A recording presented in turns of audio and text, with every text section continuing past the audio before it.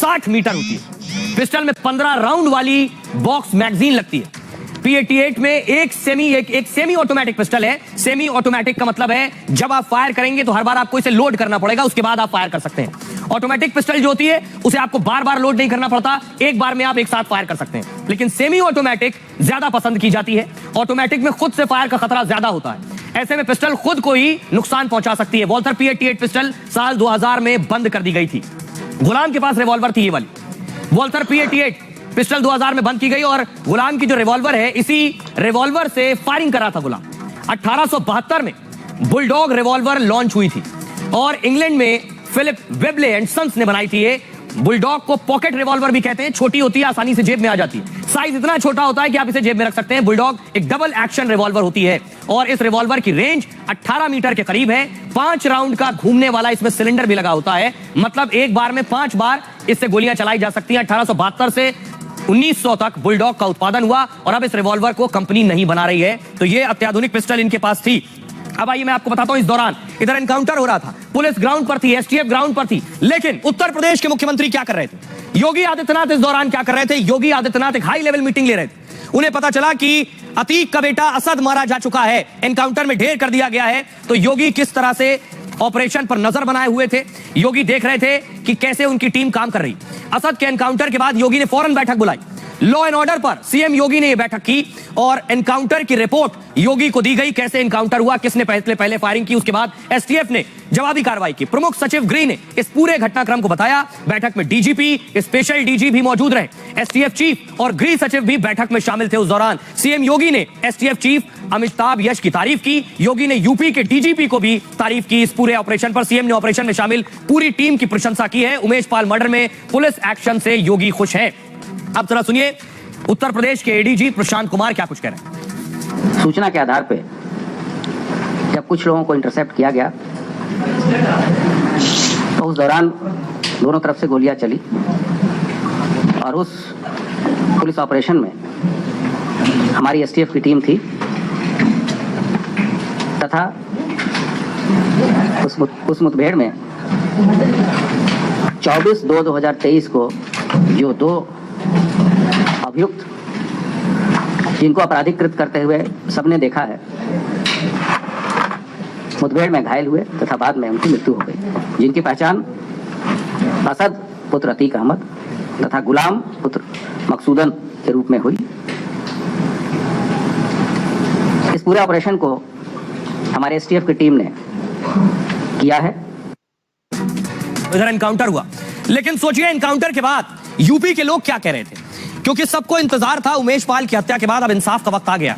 लोग इंतजार कर रहे थे कि क्या गाड़ी पलट जाएगी, बातें हो रही थी गाड़ी पलट जाएगी, अतीक की, अशरफ आ रहा था, लेकिन असद की बाइक पलट गई। लोग सोशल मीडिया पर क्या लिख रहे हैं, इस तस्वीर के सामने आने के बाद इला लिख रही है, सब कार पलटने का इंतजार करते रहे, इधर बाबा ने बाइक ही पलटा दी। जितेश सिंह लिख रहे हैं योगी ने माफियाओं की पैंट गीली कर दी है, जो बात योगी ने कही थी। एनकाउंटर तस्वीर में यह नजर भी आ रहा है। अभिषेक कुशवाहा ने लिखा योगी आदित्यनाथ की कथनी और करनी में कोई फर्क नहीं है, मिट्टी में मिलाने का बेहतरीन काम किया है योगी ने। रजत मिश्रा ने लिखा योगी की रगड़ाई राज का गवाह बना रहा है अतीक अहमद, अतीक के साम्राज्य की काली पिक्चर अब द एंड की ओर है। राहुल कश्यप ने लिखा तुम रक्षक काहू को डरना, अपराध मुक्त उत्तर प्रदेश की तरफ एक और कदम, #योगी आदित्यनाथ। अमन राज ने लिखा बेगुनाहों को मारने की कोशिश तो अंजाम असद जैसा होगा, यह योगी का नया उत्तर प्रदेश है, रामराज वाला सिर्फ कानून का राज है यहां।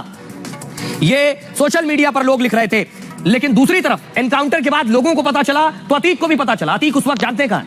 अतीक उस वक्त अदालत में मौजूद था, कोर्ट में था। अतीक और अशरफ कोर्ट में थे। इन्हें बताया गया कि असद का एनकाउंटर हो गया है, असद को मारा जा चुका है।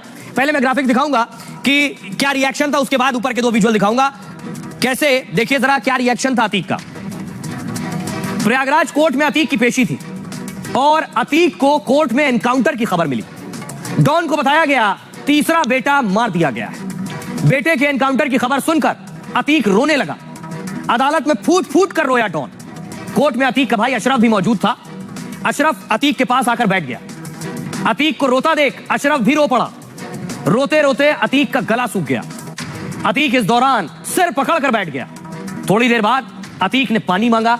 अतीक ने असद के एनकाउंटर पर चुप्पी तोड़ी। पहली बार बोला अतीक यह सब मेरी वजह से हुआ है। अतीक ने पूछा असद को कहां दफनाया जाएगा। असद के अंतिम संस्कार में शामिल होना चाहता था अतीक। कोर्ट में अर्जी लगाकर अतीक ने इजाजत मांगी थी। कोर्ट से अतीक को यह झटका लगा है, अपने बेटे के जनाजे में अब अतीक शामिल नहीं हो पाएगा। सुरक्षा कारणों से अतीक को इस बात की इजाजत नहीं दी गई है। लेकिन कहानी यहां खत्म नहीं होती। डॉन का बेटा मारा गया तो तस्वीर में आपको दिखाने जा रहा हूं कि जब बाहर निकला अतीक तो आज लोगों में इतनी हिम्मत आ गई, डर डॉन का खत्म हो गया कि लोगों ने चप्पलें फेंकी। तस्वीर दिखाई, ये आप देख रहे हैं। अतीक निकला ही था कि उसके सर पर आकर चप्पल लगी। फुल स्क्रीन लीजिए जरा, चप्पल फुल स्क्रीन लीजिए इस तस्वीर को। ये आप देखिए जरा, एक शख्स को आप देख रहे हैं। अतीक जैसे ही आगे बढ़ा, अतीक आया, ये देखिए, उसने चप्पल उठाई और ये फेंकी, ये अतीक के सर पर लगी। आप देख रहे हैं, चप्पल फेंकी उसने, इस शख्स ने, और अतीक की जैसे ही एंट्री होती है, ये देखिए, अतीक एंट्री हुई और उसने चप्पल उठाई और ये अतीक के सर पर जाकर लगी चप्पल। सिर्फ चप्पल ही नहीं, अगली तस्वीर दिखाता हूं, आइए। अगली तस्वीर देखिए, ये आप देख रहे हैं, ये दो लोगों को आप नजर आ रहे हैं, ये जो चप्पल फेंक रहा है वो शख्स और ये अतीक है। फुल स्क्रीन लीजिए जरा। डॉन पर चप्पल फेंकने की हिम्मत लोगों ने कर ली। ये कानून के राज में जब बड़े बड़े माफियाओं, अपराधियों और डॉन का खौफ खत्म हो जाता है, तब लोगों में ये हिम्मत होती है। और वकील खासतौर पर नाराज है क्योंकि उमेश की, ये देखिए जरा, ये क्लीन विजुअल है, ये अतीक निकल रहा है और अतीक जैसे ही आगे पहुंचा उसके बाद चप्पल चली। आइए, लेकिन एक बड़ी चीज जो मैं आपको दिखाने जा रहा हूं कि अतीक को रोता देखा सबने, लेकिन उमेश की मां भी रोई थी। जब उमेश की हत्या हुई तो उनकी माताजी फूट फूट कर रोई थी। उन्हें यकीन नहीं हो रहा था। उनका बुढ़ापे की लाठी, उनका एक सहारा उमेश, जिसकी हत्या कर दी गई। और इतना ही नहीं, अगली तस्वीर दिखाई जरा। उमेश की पत्नी भी बिलक बिलक के रोई उस दौरान। ये तस्वीरें बताता है कि आज अतीक रो रहा है, लेकिन उसे भी उमेश की माता और पत्नी के बारे में जरूर ख्याल आ रहा होगा कि उनके बेटे की वजह से ये दोनों भी रोए। एक महिला को उसके पति से अलग कर दिया। जरा सुनिए आज उमेश की माता जी और उनकी पत्नी क्या कह रही हैं। तो मैं माननीय मुख्यमंत्री जी को धन्यवाद देती हूँ जो उन्होंने आज इतना बड़ा फैसला को अंजाम दिया। उन्होंने जो किया है बहुत अच्छा किया है। उन्होंने अपनी बेटी का सुहाग के कातिलों को सजा दिलाई। मैं उनका बार बार आभार व्यक्त करूंगी कि वो पिता समान सब है। उन्होंने जो किया बहुत अच्छा किया है। क्या लगता है इंसाफ हो रहा है? इंसाफ तो हुआ ही है, लेकिन आगे भी रास्ता इसी तरह मैं मांग करूंगी कि इंसाफ आगे भी दे। मुख्यमंत्री जी का बहुत बहुत धन्यवाद करती हूँ और पुलिस विभाग के ऊपर जो कि उन लोगों ने, मुख्यमंत्री का आदेश था, जो यहाँ के मुख्यालय वित्तीय पुलिस प्रशासन के हैं, उन्होंने अपना फर्ज अदा किया जो उनको करना चाहिए। उन्होंने अच्छा न्याय किया। इसके आगे अब जो भी हुआ है वो कानूनी तौर से फैसला हुआ है। हमें मुख्यमंत्री जी के ऊपर पूरा भरोसा था और आज भी भरोसा है कि वो हमको अच्छा फैसला देंगे और फैसला के बाद हमारे आत्मा को संतुष्टि। आइए, अब मैं आपको दिखाने जा रहा हूं जिस टीम ने इस एनकाउंटर को अंजाम दिया है। दिखाई दे रहा तस्वीर, ये आप देख रहे हैं वो टीम, ये वो टीम जिसने इस एनकाउंटर को अंजाम दिया है। अगली तस्वीर दिखाई प्लीज। ये है अमिताभ यश जो एसटीएफ के चीफ हैं।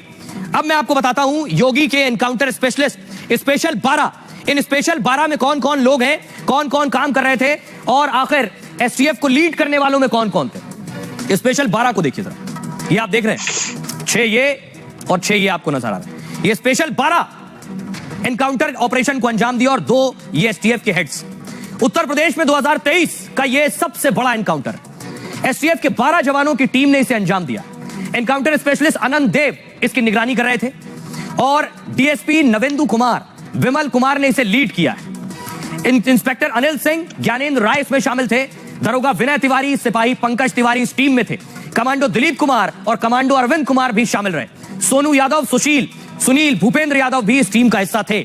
लखनऊ में अमिताभ यश नजर बनाए हुए थे और साथ ही साथ अनंत देव को भी खास जिम्मेदारी मिली हुई थी। ये 2 ऑफिसर जिन्हें जिम्मेदारी दी गई थी असद को ढूंढने की। उमेश पाल मर्डर के बाद दोनों को यह जिम्मेदारी सौंपी गई। इन दोनों से उत्तर प्रदेश के माफिया कांपते हैं। अनंत देव ने ददुआ को ढेर किया था, ठोकिया के खात्मे का ऑपरेशन भी लीड किया। विकास दुबे एनकाउंटर में अनंत देव शामिल रहे और उत्तर प्रदेश के फतेहपुर के रहने वाले अनंत देव तिवारी हैं। अमिताभ यश ने 150 बदमाशों का एनकाउंटर किया। मुख्तार अतीक के शूटरों को भी ढेर किया है। बिहार के भोजपुर के रहने वाले अमिताभ यश डकैत ददुआ को एनकाउंटर में मार गिराया था इन्होंने। अब आइए सुनिए, मैं आपको सुनवाता हूं इस स्पेशल ऑपरेशन के बाद खुद अमिताभ यश को सुनिए। एसटीएफ के चीफ हैं, वो क्या कह रहे हैं। एसटीएफ इनके पीछे काफ़ी समय से लगी हुई थी। जब से ये घटना हुई है तब से लगातार हम प्रयास कर रहे थे कि सारे अपराधियों को कानून के दायरे में लाया जाए, और आज फाइनली असद और गुलाम को मार गिराने में एसटीएफ को सफलता प्राप्त हुई है। इनके पास से sophisticated foreign made fire arms मिले हैं। हमारा प्रयास है कि इसमें जो अन्य वांछित अपराधी हैं उनको भी गिरफ्तार करके इनके खिलाफ, अगर ये भाग नहीं रहे होते तो हमको पकड़ने में इतना समय नहीं लगता। अपने जीवन से